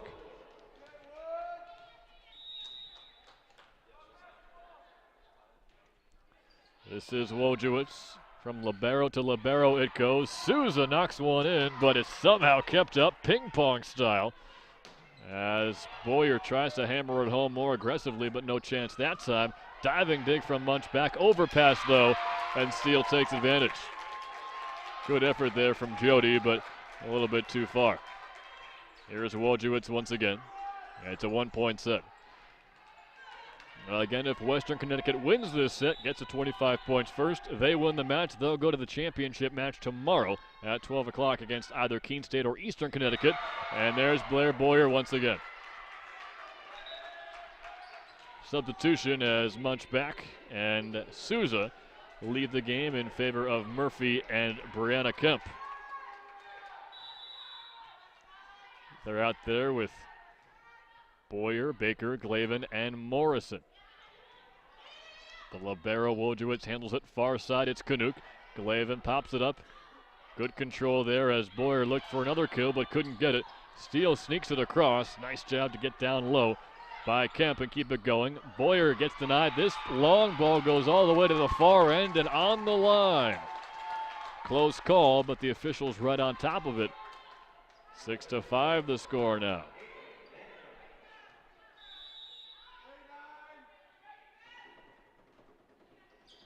Van Camp with the serve.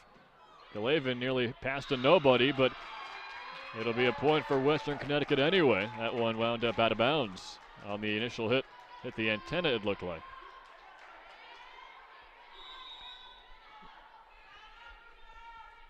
Even up 6-6 as Van Camp lets fly.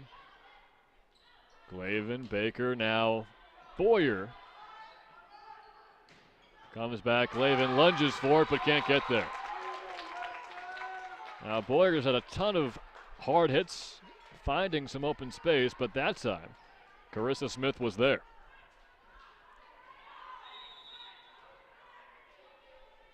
First lead of the set for Western Connecticut. Van Camp. There's a miscue from the Beacons as Glavin put it up front, and the service for Murphy was just over her head. Couple of points in rapid succession for Western Connecticut. They've got a 2-set lead as UMass Boston calls timeout. If they don't win this set, the season comes to an end. This is the Beacons Broadcast Network. Stay tuned. A quick commercial break.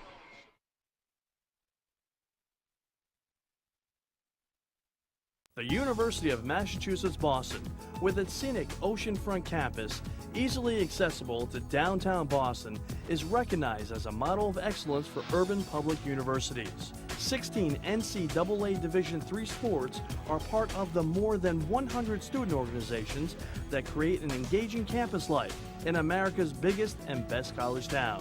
UMass Boston, Boston's urban public research university for the 21st century.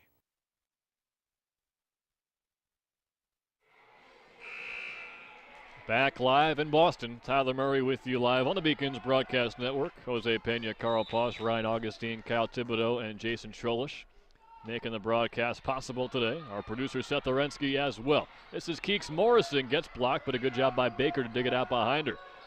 Kemp to the net. All the way to the near side for Blair Boyer. And she continues her hot hitting to get the Beacons back within 1. If they can force a 5th and final set, again, just 15 points needed to win that. All right, now they just want to get this point to tie set number 4. Boyer with the serve. Wojciech steps in front of Smith. It goes to the far end, or Canuck hits it out of bounds. But it was deflected, it looked like, off of a Beacon in front, so the point goes to Western Connecticut. Tough break there for the Beacons.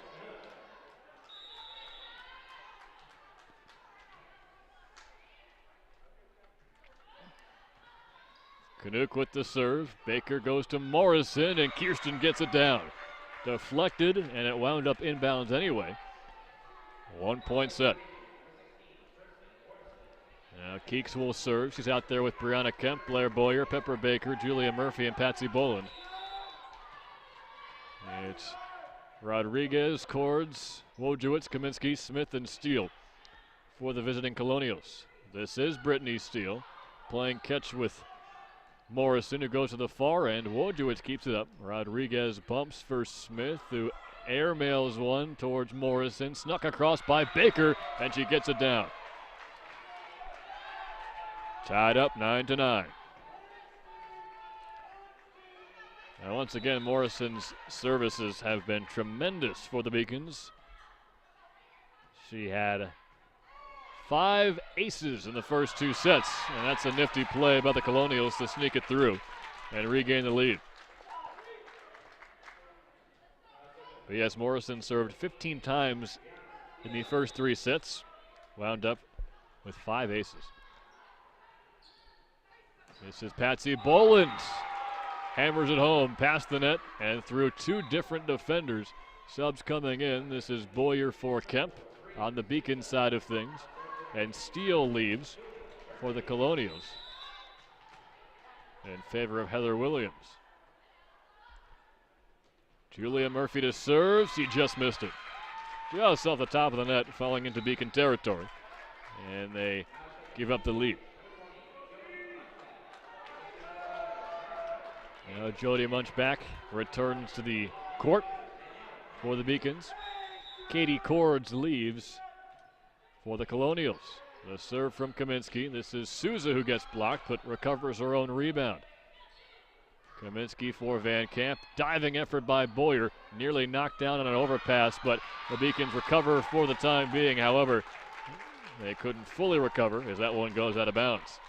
Now they've fallen behind 12-10. They certainly do not want to let Conn get any closer and open up this lead, because if they can get to 25 first, this match is over. Munchback has this one go out of bounds. A good read there as the block attempt came all the way back towards her on the back line, but a bit too wide. Back down to a 1-point differential. Pepper Baker to serve. Munchback, Boyer, Boland, Lavin, and Souza are out there with her. Overpass that time. Beacons almost take advantage, but it winds up with Smith, who can't get it across, so UMass Boston ties things back up.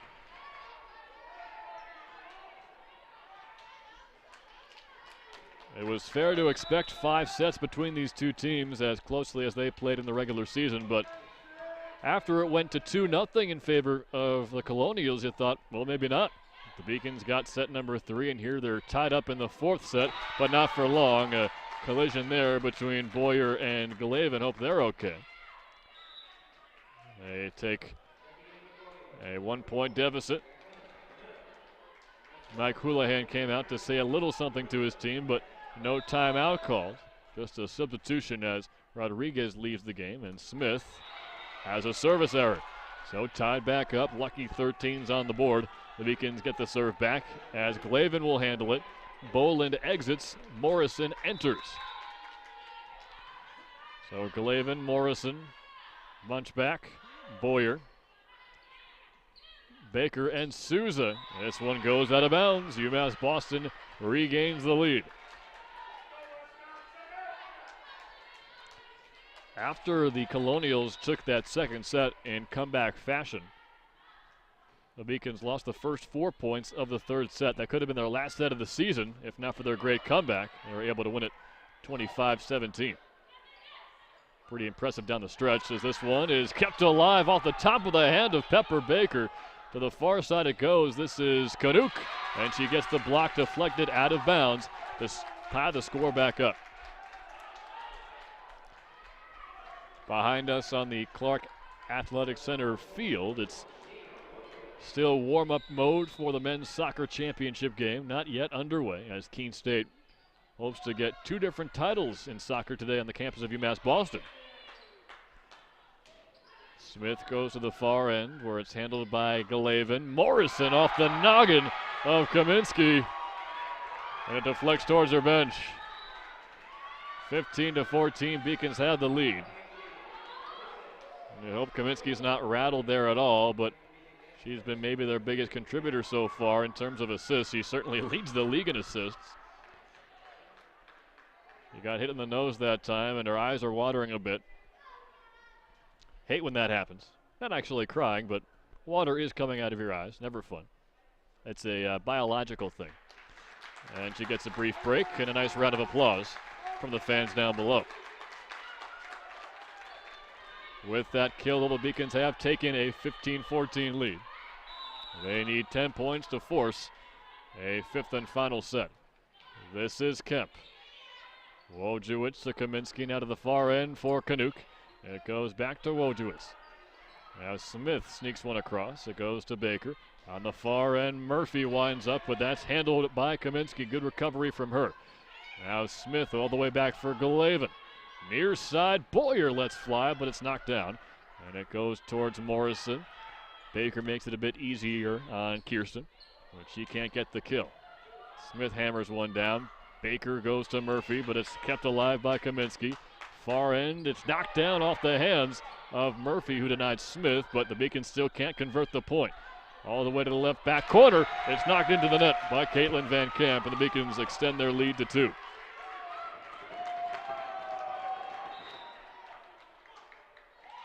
Timeout called. 16-14. If the Beacons can finish off this set, they will force a 5th tie-breaking set, but we're a long way away from that. UMass Boston needs 9 points. And for the Colonials, they still need 11, but they've come back from much bigger deficits already in this game. Quick commercial break. Stick around. This is the Beacons Broadcast Network. Paris changed my life, and I got there through UMass. Those very specific seminal moments in Paris. The subway. A man in a tuxedo walked in, and a woman in a long gown. And it was stunning. It all hit me. It was like a lightning bolt. There was this world of beauty and style that I wanted to be a part of. That was the beginning of the journey. And that all came through the University of Massachusetts. And that was really a key moment for me. That's one of those moments you never forget.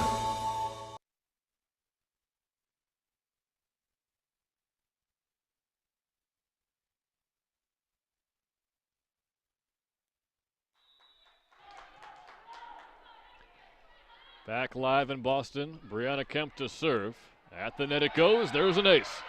The freshman Brianna Kemp just so consistent with her serves all season long. There she gets her 3rd ace of the match, and the Beacons have a 17-14 lead here in the 4th set. Now Kemp, another nice serve, but handled that time by the Colonials. Conn gets the kill off the hands of Murphy and Morrison. That's a tough tandem to beat, as it's now 17-15. A former member of the Beacons Broadcast Network and baseball team, Jamil Moquette, has shown his face here at UMass Boston. Former baseball player and a member of the Baltimore Orioles organization. Good for Jamil.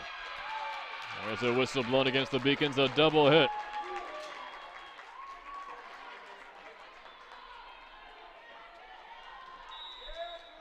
It'll be a serve coming for Katie Cords. Baker is there. Morrison knocks one over, but handled by Smith. Up front, this is Steele. Punches one towards Galavin. Baker is setting up Boyer now, and Blair hit the antenna. So it's now 17-17. Knotted back up once again.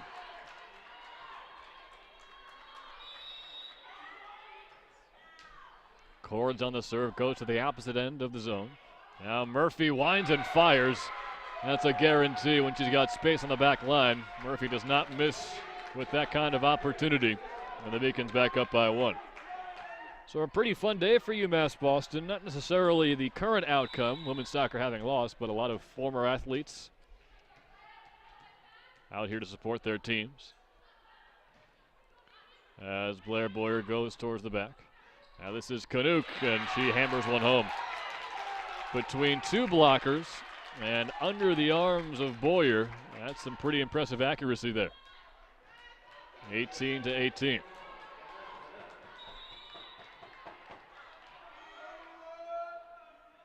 It's a race to 25. Glavin. Now it goes to Murphy. Tried to lob one in, but no dice. That one slipped across by Kaminsky, but it comes back to Morrison, who gets the kill. Wojciech laid out for it, but no chance. Every point so pivotal here. Over to our right, the Eastern Connecticut State volleyball team is getting geared up for their semifinal match.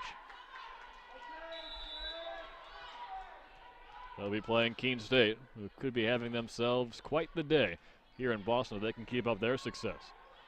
Smith winds up, but Morrison is there. Murphy throws one down, but Wojciech recovers all the way back to Kemp. Baker wants to find Murphy this time. She winds up, but a bit too far. And we're back even again, 19-19.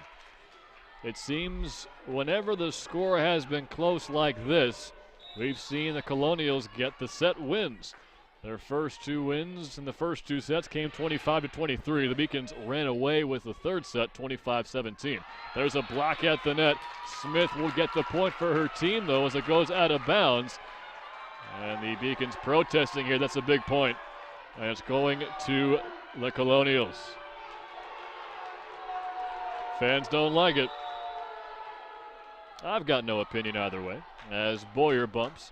Baker near side for Boland. Her hit handled by Steele. Overpass here, though the Beacons can't quite take advantage. Baker goes across quickly, and she'll cash in to knock the score back up 20-20. Substitution for the Colonials as Steele leaves in favor of Rodriguez. It's Julia Murphy to serve. She led this team to a conference title last year. Beacons going for 6 consecutive championships, but this will be their toughest test yet. Now a conversation at the scorer's table on the far side as the official has turned around, as you can see. He's talking with the official scorer, it would seem. I believe the score is correct, 20-20. This is a lengthy conversation. The Beacons have tried to build some momentum here, but whatever they had going, this will certainly slow things down.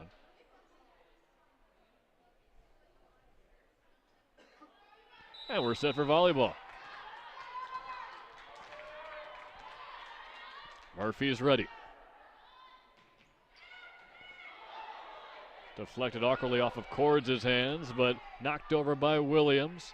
Up front for Boland. That's a big block as Heather Williams gets her team in front.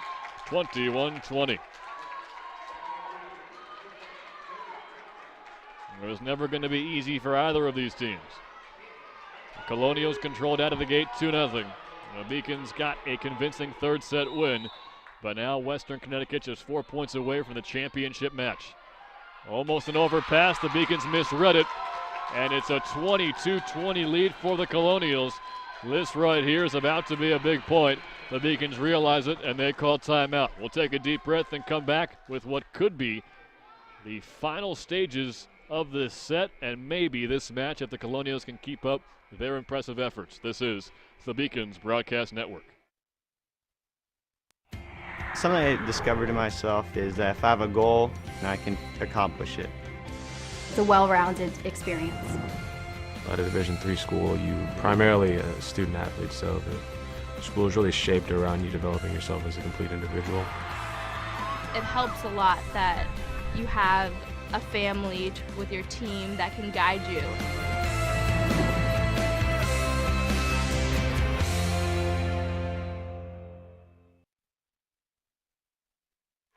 We've seen a lot of great volleyball this afternoon, but it really boils all down to this right here. Kaminsky to serve, her team with a 2-point lead. They need 3 to advance to the championship round as Munchback hits the net.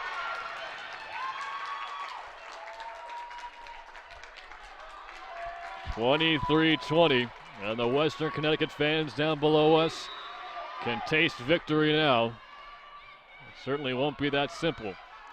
As it comes to Boland, she's denied though by Wojciech. It goes over to Rodriguez. Boyer settles. This is Souza. Can't get it past Wojciech though. And it goes over to Van Camp. Knocked ahead by Boyer, but nobody's home. 1 point away from the championship match. The Western Connecticut State Colonials will turn yet again to Danielle Kaminsky. She leads the league in assists. She had 23 digs and an ace against the Beacons in the regular season. Near side for Patsy Boland. She gets blocked, and the Colonials are going to the championship tomorrow. They took the first 2 sets in this match. The Beacons clawed their way back in the third, but the early advantage for Western Connecticut State, just too much for UMass Boston to overcome, as the Colonials, the 4th seed in the tournament, are moving on. They had a 4-3 record in conference play during the regular season, and for them, they get some vengeance, well-deserved, after dropping a tough one to the Beacons here on October 25th. They will face either Keene State or Eastern Connecticut in tomorrow's final at 12 o'clock. Both teams have finished shaking hands, and now the Colonials can celebrate. They put on quite a show in front of their fans down below us today. The Beacons had themselves quite the chance to win that second set, but could not convert on an early 14-7 lead. And here in the final set at 20-20, Western Connecticut wins the final 5 points of the set, and they win the match to move on to the championship round. The Beacons thwarted in their efforts to win their 6th consecutive tournament championship. This is their first conference loss all season. They were 7-0 in regular season play, and this certainly is a heartbreaking way to finish their Little East semifinal round, as we will be broadcasting every game remaining in the volleyball tournament. Even without the Beacons involved, it certainly was a fun one to watch and a fun season for the Beacons, and we wish them well moving forward. We'll take a quick commercial break, coming back with some final thoughts, final stats. We'll break everything down for you as UMass Boston's volleyball season has come to an end here in the Little East Championship. Western Connecticut moves on, 3-1 the final, and we'll be right back with some post-game analysis right after this. My name's Allie Greenberg. I'm an ice hockey player here. I'm a junior, majoring in human services, and I'm part of the Key for Hope Foundation. We recycle the keys and stock food pantries with the money. I wanted to bring this foundation to the athletic department, and I believe we can end hunger starting at UMass Boston. I got started with the Key for Hope Foundation due to my father. He's the one who founded this program. I said, what can I do with a classroom environment giving back? And everybody's got an old key, and keys are made of brass, and brass is a recyclable commodity. And thinking about how many children are in a school system and how far we can go with taking this to do something right for humanity, I started a foundation called Key for Hope, feeding others with the collecting of keys. In 2.5 years, we collected over 500,000 keys. And I'm excited about this whole opportunity because you know what? One key may not seem like much to most people, but when you collect the masses of keys that we've collected, it shows that there is an ability for people to get together and create what I'm considering our hunger fighting opportunity. Let's go Beacons!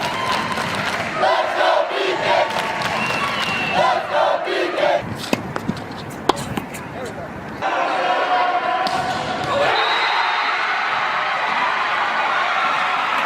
Come on, Jake! As usual, she wins it. A chance in front. Her shot is in the net. Crystal laid it. Yet another goal. Please make a gift to the Beacon Athletic Fund today. We want you on our team.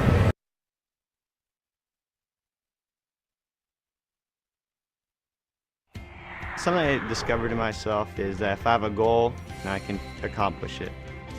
It's a well-rounded experience. At a Division III school, you primarily a student athlete, so the school is really shaped around you developing yourself as a complete individual. It helps a lot that you have a family with your team that can guide you.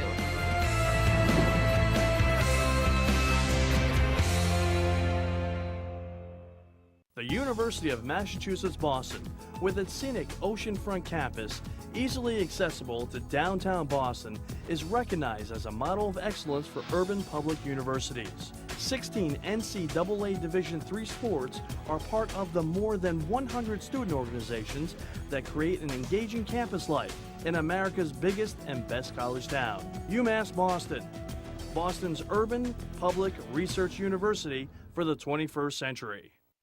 Division III allows you to give yourself to other things. Having that free time allows me to pursue the things that I want to pursue. Division III athletics affords students the opportunity to, engage in the other interests in the campus and in their lives outside of that sport. It allows you to just be able to do everything you want to do. I wouldn't change it for the world.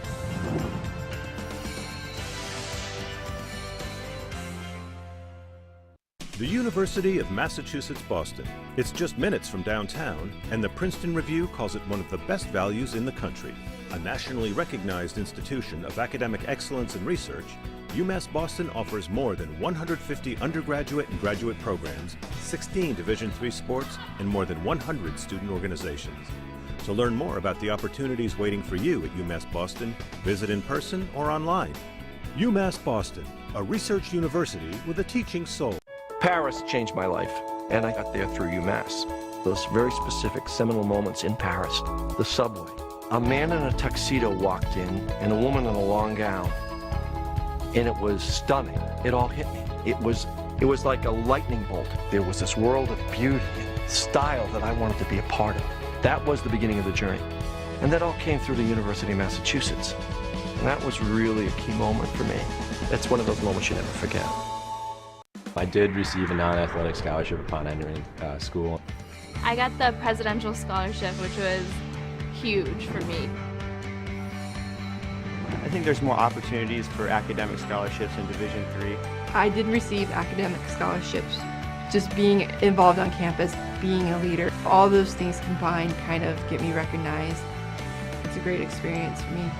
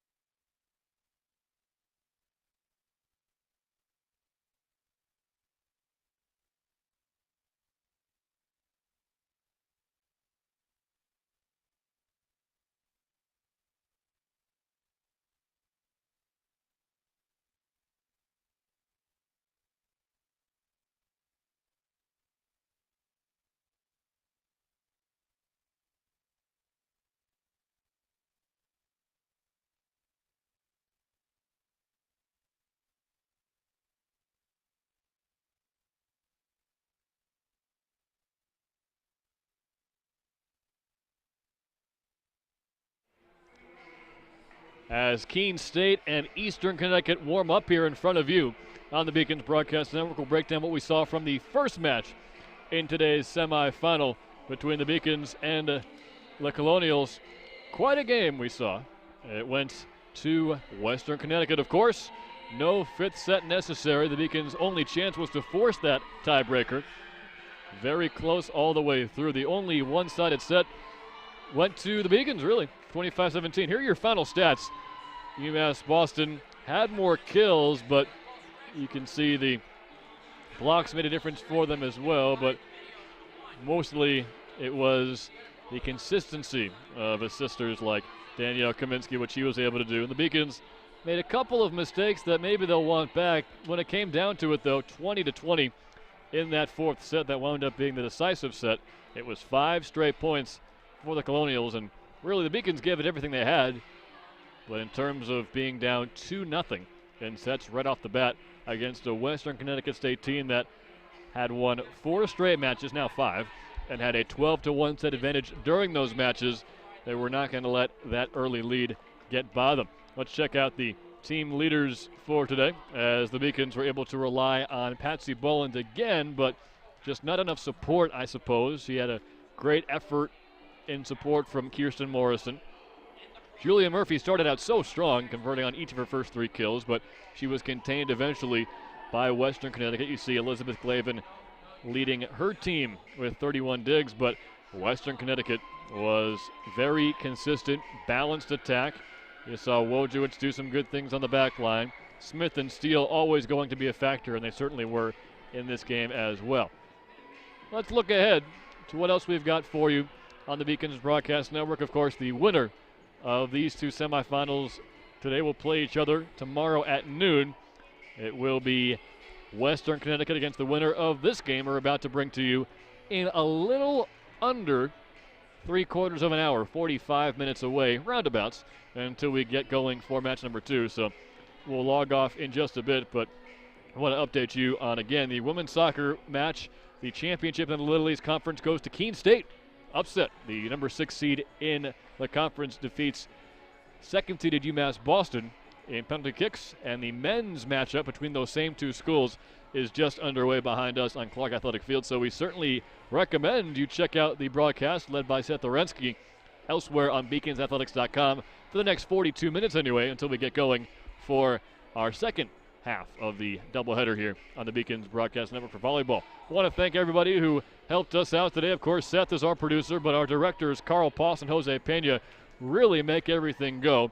Ryan Augustine, Jason Trellish, and Kyle Thibodeau doing some tremendous work on the cameras as well. We'll have that same crew for you for Game 2. Again, it's Eastern Connecticut against Keene State. That should be a classic. My name is Tyler Murray, and for all of us here on the Beacons Broadcast Network, we want to thank you for tuning in. Again, the final score in match number 1 of our doubleheader: Western Connecticut advances to the Little East Conference Championship with a 3-1 win over top-seeded UMass Boston. It was a wonderful event to watch, and we can't wait to bring you match number 2 in just a little bit. So stay tuned, but don't forget, men's soccer going on right now, so check them out on beaconsathletics.com. Stay tuned, folks. More volleyball coming up soon.